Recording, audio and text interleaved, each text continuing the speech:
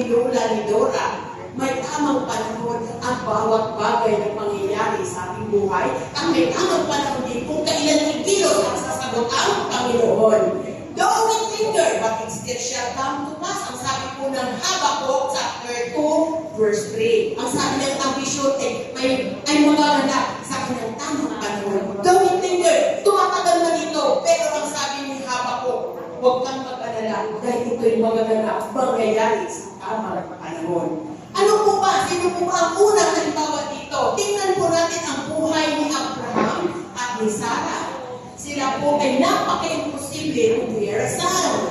Ayun. Ibig sabihin, at least may kasama at mag-asawa. Ibig sabihin, 1-4. So, hindi siya nag-iisa si Abraham. Hindi nag-iisa si Sarah. Dalawa sila, mag-asawa sila. Pero ganun pa man, meron silang lahat ng kayamanan. May mga inawak at silang yaman sa mundo ito. Ang kulang sa kanila ay anak. Mag-asawa nga, hindi ba? Kaya magkaanak. Nagkakaanak kung hindi mag-asawa. Pero, higit sa lahat, ang mag-asawa ay kailangan may anak.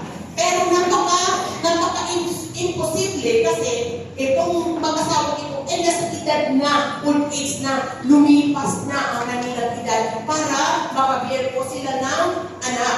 Ayun, si Abraham, pero meron po silang ginawa sa kanilang buhay na kung saan very hopeless po sila. Wala nang pag-asa. Ano po ba ang ibig sabihin nito? Marami ang application nito sa atin. Marami ang sinasabi ng mga senyor na tulad ko. Bali, unfit na po halos kung tutusin sa paghayo ng house to house dahil hinihingan na po ang inyong maganda at magandang lola. Pero, hindi tularan po natin si Sarah at si Abraham, senior na po sila. Diba? Pero nagkaanak ka rin. Ibig sabihin, maganda ka man, may edad ka man, bata ka man, lalaki ka man. Hindi basihan ang edad para makapag-survey pa kayo mga kaluluwa na isa ka isa ang idadagdag sa service bawat linggo. Amen po? Amen. Ito po yan. Yun. So ngayon, ang sabi ko niya doon kay Habakkuk is, it shall come to pass. Ibig sabihin, laging may pangako ang Diyos kahit sa kabila ng hopelessness natin sa buhay na nararamdaman. Pero, ang ginawa po ni Abraham at ni Sarah, bagamat napaka-imposible po talaga kung titingnan sa batas ng tao, sa mata ng tao, ang ginawa po nila, dahil may promise ang Diyos sa kanila, naglagay po silang tiwala sa Diyos. Ang pagtitiwala ay masyadong mahalaga. Hindi pero ang pagtitiwala. At ang pangalawa, ang ginawa po nila ay nagkaroon po sila ng pananampalataya na mangyari. Kaya sabi po ng Diyos kay Habakkuk, huwag kang mag-alala. Even though ito ay matagal sa pakiramdam mo at kananaw mo, but it shall come to pass. Sabi nga ron, kailangan lang ang faith. And higit sa lahat, mayroon din po isa na kung saan ang patience. Ang mga pangako po ay hindi karakarakan na overnight tutubo na parang mushroom dyan sa ating kahit lamang. No? Ang faith ay, ang patience ay hindi agad-agad ito nagaganap. Patience, mali, pasensya, mali, di ba? Yun. Di ba? Amen! Ayun. So yun po ang ginawa nila at yun po ang tanging puhunan. Ibig sabihin, may faith, kinikilala pa nila ang Diyos na magiging tapat ang Diyos sa kanyang pangako. Kaya ang sabi doon sa Hebrews 11:11, wala po dyan, na kung saan pinakita kayo ng Diyos sa Old Testament, dinala po niya sa New Testament na ibig sabihin ang mag-asawa na matanda na ito. Walang masasaktan sa salitang matanda, dahil ito may nasaktan na, pero this time hindi na masasaktan dahil katutuhanan ng datod versetas pre. Amen po? Amen. Po sa Hebrews 11:11, doon po ipinakita, muli ipinaalala ng Diyos na kung saan ang mag-asawang ito, imposible na sa mata ng tao, ngunit kapag ang Diyos ang bumilos, ang kanyang pangako ay hindi mamimintis. Kung ito ay magkakaroon ng katuparan. Ayun, salamat po sa kapwa. This is Sister Judy, ba? Hindi lang. Ewan ko kung nakita sa akin ba? Tingin lang. Ayun. Kayo dito. Ayun. May tanong para sa pangalawang sagot. Ikaw ba? Kayo ba? Ito ang tanong. Ano nga po ba ang hatid ng mga pagsubok? So, pangalawang slide na bibig. Ayun. Ano nga po ba ang hatid ng mga pagsubok sa iyo? Sa atin Eto po, may pakinabang ba ang mga pagsubok sa buhay natin? Ngayon, sabi niya, sapagkat ang pangalawang sagot ay, ang mga pagsubok ay nagpapatibay ng tama kayo na kasi pinabasa kayo nagpapatibay ng pananampalataya. Tingnan natin, yung mga kahoy na yung mga nyugan na yan, kung saan nakatanim po doon sa very, kung saan nakatanim po sa very open area, sa mga bundok po, ang bagyo, ang ulan, lahat kung ano nangyayari sa panahon, ito po ay nasasunod nila, pero hindi po sila natutuwalay sa kanilang kagustuhan, kundi sila po kailangan tumitibay. Hindi po? Amen. Amen po? Amen. Praise God. Yun. At ang pinakita po dito ay walang iba kundi si Job na kung saan experience the great testing of life. Wala pong makakatulad doon wala pong makakatulad doon sa naranasan ni Job sa atin. Hindi po natin kayang pantayan yun.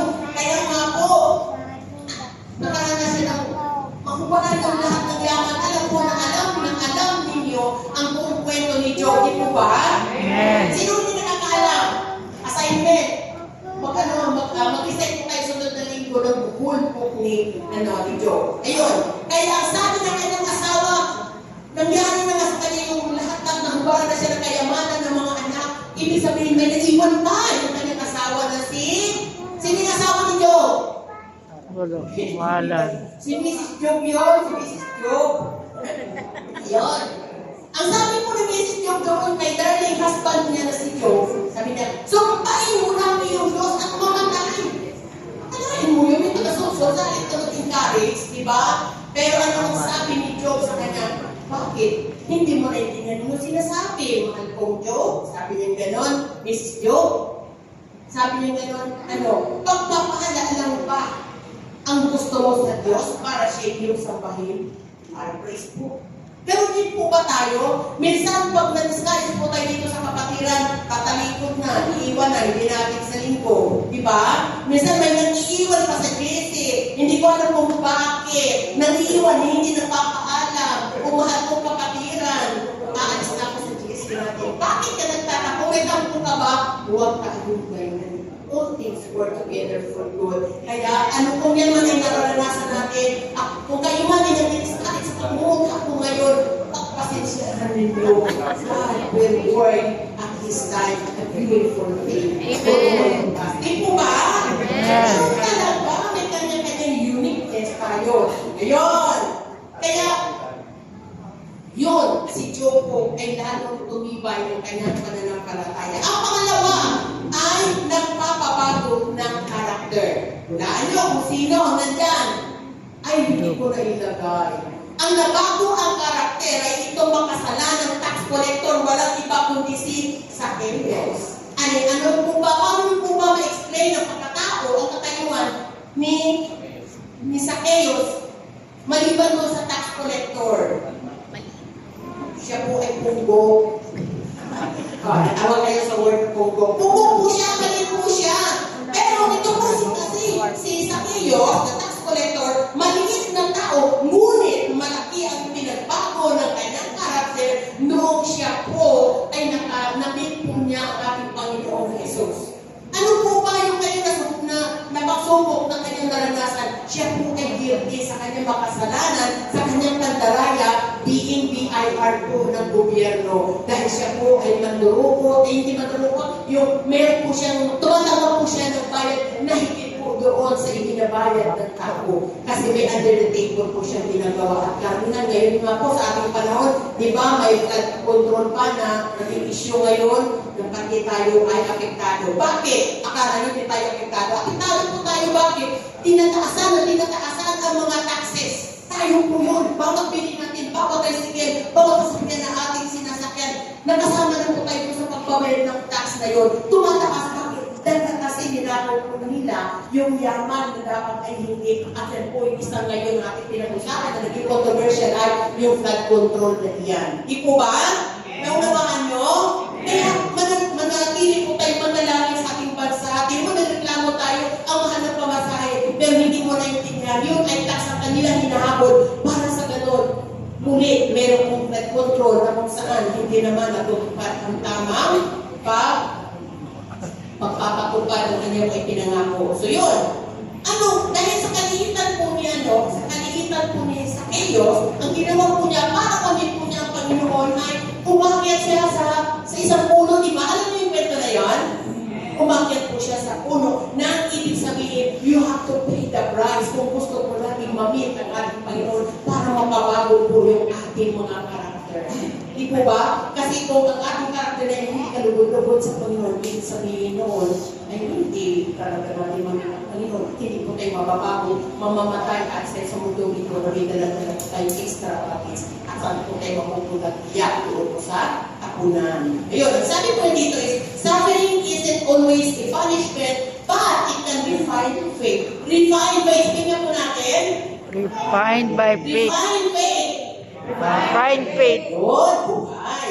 And then, reveal God's presence and ultimately point to trusting Him beyond human understanding, not for answers, but for His sustaining power. Yan po ang Diyos. Minsan, napaka-imposible pag sustaining power, hindi po nakakalimutan ng Diyos upang may paranas po sa atin. And then, meron pong sumunod sa next slide po natin titingnan. Ang sabi po niya doon is, feeling alone against the world. Minsan, dahil sa sobrang bigat ng ating mga problema o mga nagkakanin sa buhay, kahit lalo na minsan sa mga pamilya, hindi nakakaroon ng magandang relationship, nag-iisa ka na lang, kampi-kampi yan eh.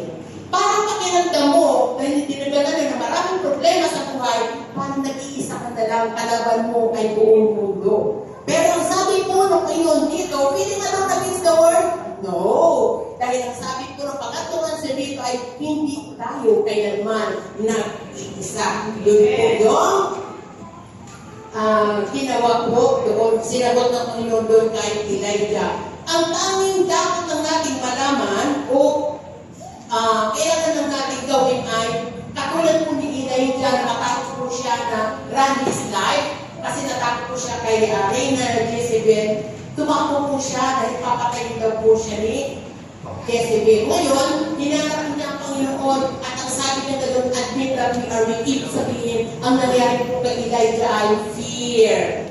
Ayun. Ano nga po ba kay Elijah doon sa 1 Kings 19, verses 9 to 18? Ang first thing po doon, siguro mas maganda kapatid ko ipakita natin yung 1 Kings 19, 9 to 18. Ang sabi ko niya doon sa first day ng 1 Kings 19 ay, let his servant. Ibig sabihin, kapag hinahanap natin ang Panginoon, ang hanapin natin ang Panginoon at pupunta magsumpong sa Kanya, Lord, I am alone, pero kailangan kita. So, ang ginawa po niya, bago po niya mahanap ang Panginoon doon sa first day ng 1 Kings 19 ay, let his servant. Pagdating na doon sa first day ba, iniwan po niya ang kanyang alipin at siya na lang po ang naglakbay upang hanapin ang Panginoon Jesus. Ibig sabihin, kapag hinahanap natin ang ating Panginoon, hindi po pwedeng magdala ng extra baggage. Kasi mabigat, istorbo, nadi-distract po tayo kapag hinanap natin ang Panginoon. So, yun. At doon po sa verse 6, na 1 Kings 19, verse 6 and 8, sabi niya, noong natutuon na sa Elijah sa may puno at gusto na niyang mamatay, 2 beses po siyang nagsabi, Mama, patayin mo na ako. Hinihingi niya yung kanyang kamatayan. And then, 2 beses din siya bumangon para kumain. So yun, ibig sabihin kapag hinahanap ko yung Panginoon, kailangan mo pa rin ang lakas para hanggang sa makita mo, kumamit mo ang Panginoon. And then, verses 11 to 12 ng 1 Kings 19, sabi niya, naranasan po ni, kasi dito po sa kwento, sa Biblia, si Elijah po, ang sabi ng Panginoon sa kanya, lumakad ka din makabaka ang iyong lalakaran. Sabi niya gano'n. So pupunta ka doon sa lugar na yun at mamit pa ako doon. Kaya habang siya po ay hinahanap ang Panginoon, para katulad din ni Pedro na kung saan, Lord, gusto kong pupunta sa'yo. Halika, sabi niya. Pero habang kasadaan po siya, nararanasan po niya, nakita po niya ang unos. Kaya katulad din po ni Elijah na kung saan, nararanasan din po niya ang wind. Una po ay wind, na kung saan siya ay darags. Ibig sabihin, kapag ay hinahanap po natin ang Panginoon, nakakaranas kita ay tulog ng Diyos ay pakita sa atin ang mga wind na yan para sa ganon. Matest po ang ating matest po yung ating pagiging ano ba tayo katagal sa paghahanap sa ating Panginoon. Panginoon. Ayun, and then ang pangalawa ay earthquake na kung saan tayo po ay kailangang yug-yugin. Yug-yugin po tayo para sa ganun. Ano man ang meron pang nakasabit sa ating pagkatao, para sa ating pananampalataya, kailangan matanggal. At ang pangatlo pong naranasan ng Elijah habang hinahanap po niya ang Panginoon ay fire. Pagkatapos ng earthquake, ito po ay fire na kung saan lahat po tayo sa mga pag-uusap, pagluha po natin, ito po ay itutuloy natin apoy ito para tutumbok sa lahat ng hindi kanais-nais. Kung natatanda niyo po ang mga iba sa atin, pinakaranas nila ni Jihad, di ba meron po tayong sinusulat at meron po tayong pinapisulong para tuluyan na siya mawala. Kaya nga kung sabi ng Bible scholar, si Pedro daw po, noong si Jesus, alam niyang namatay na, ano ginawa nila? Bumalik po sila sa bangkak na hanap buhay ulit. Kasi bakit? Kasi hindi sinunod si bangka. Kaya may binalikan. So tayo man, dinadako tayo sa apoy na katulad ng ito para tayo po ay tumalisay. At yun po ang naranasan ni Elijah. So, kaya naman, sabi niya doon sa verse 12, a gentle whisper here. Ngayon, sa verse 12 po ng 1 Kings 19, naranasan na po niya yung tatlong bagay dito sa kanyang buhay.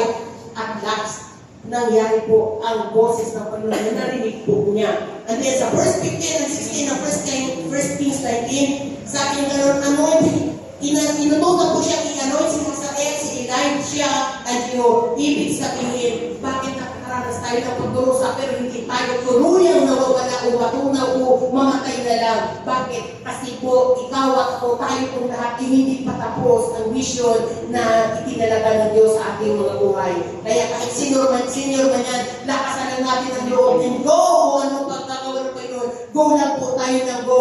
Ang sabi ng Brother Peter, ate, huwag ka nang magreklamo. Ate, huwag ka nang magsalita. Just go. Just go. Yan po si Brother Peter, ang pastor po natin doon sa area. You see?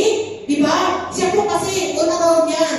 Kahit sa nilagay, strike anywhere yan. Kaya tulad po natin si Brother Peter, si Stevie, at maraming kapatiran ng ganito. So, katulad din po ni Elijah, kinakailangan lang magpakitibay, magpakatatag, dahil ang Diyos daratingin ang kanyang promise na yun sa atin. Amen po? Amen. And then sa verse 18 po ng 1 Kings 19 ay, God reserve soldiers, ibig sabihin, hindi tayo nag-iisa. Akala mo nag-iisa ka, marami pa. Dahil ang Diyos ay nag-reserve po siya ng kanyang mga mighty soldiers po, and we are not alone. Amen? Meron po siya ninilaan talaga ng mga kasama mo. Kahit sa mga naghahanap ng kanyang forever na partner, mayroon at meron niyang hinahanap. Kaya lang makaminsan kasi, meron mga tinatawag na single blessed.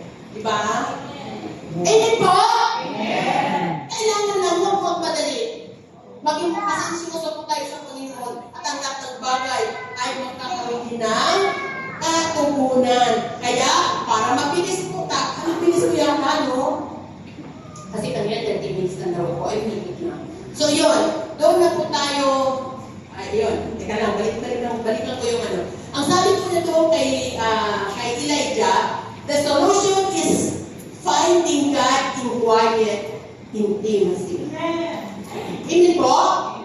So, kailangan po natin ang quiet time. Kailangan din po natin ang mga lugar na kung saan tahimik. Minsan hindi matahimik, pero kapag ang Diyos na talaga ang iyong hinahanap, ano ang istorbo yan? Kasi cellphone mo yan, nag-ring, may mga notification, hindi mo siya papansinin. Ang gatong time na yan ay nasa Panginoon ka. Kaya sabi niya, receiving hope and understanding, sobering, or going work even amid perceived failure and isolation. Kahit nasa gitna pa ng kahirapan o pagkurusa man, ang Diyos kahit kailan, hindi tayo pababayaan. As long as na nandoon po tayo at talagang hinahanap po natin ang kalooban ng Panginoon.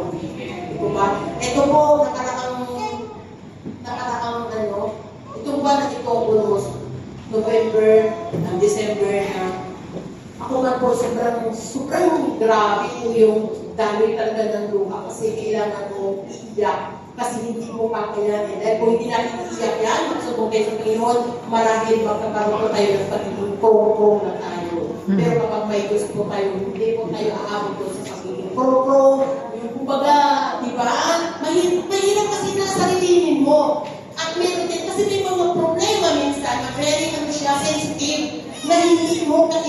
nagsisiwala sa buong public.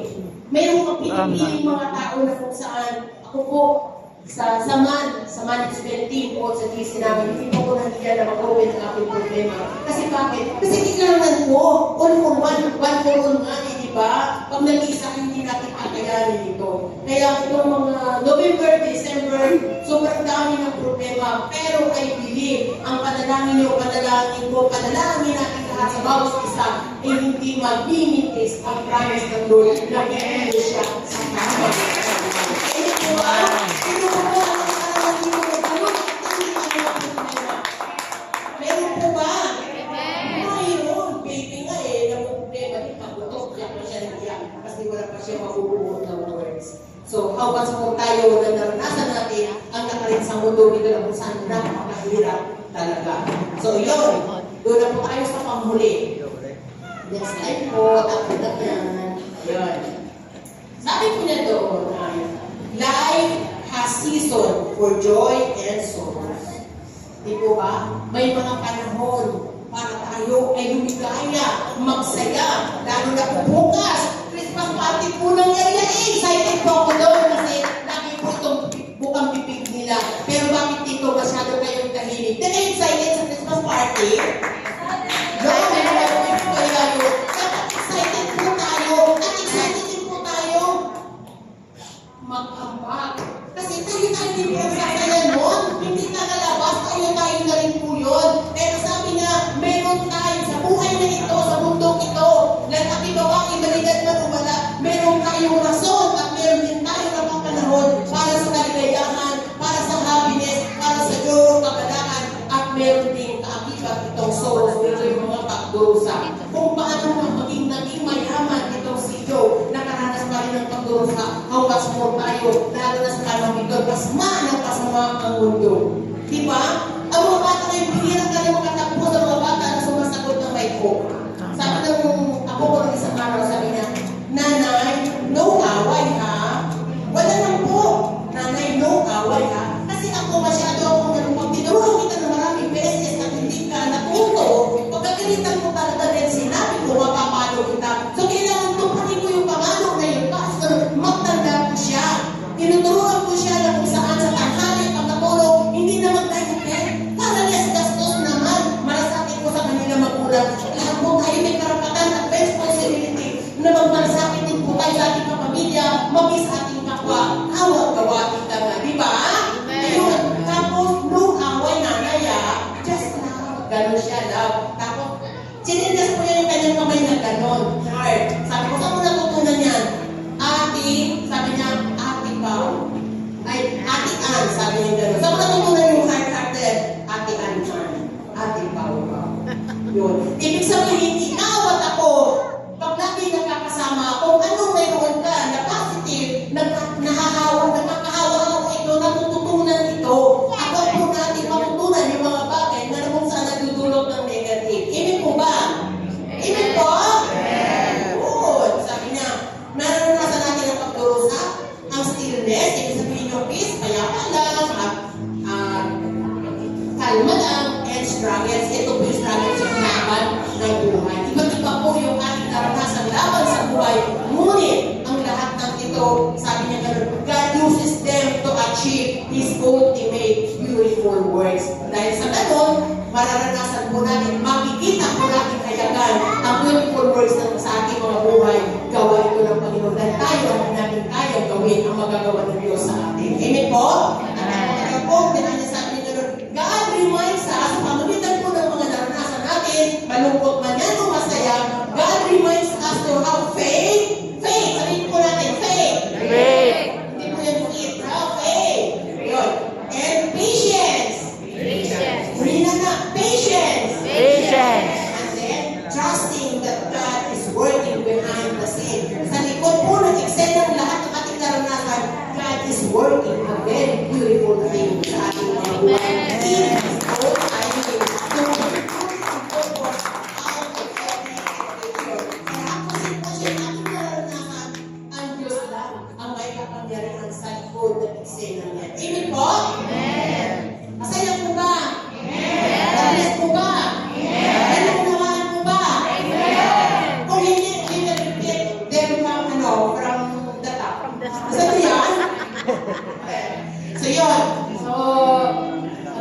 yata. Pero, walang tumawa doon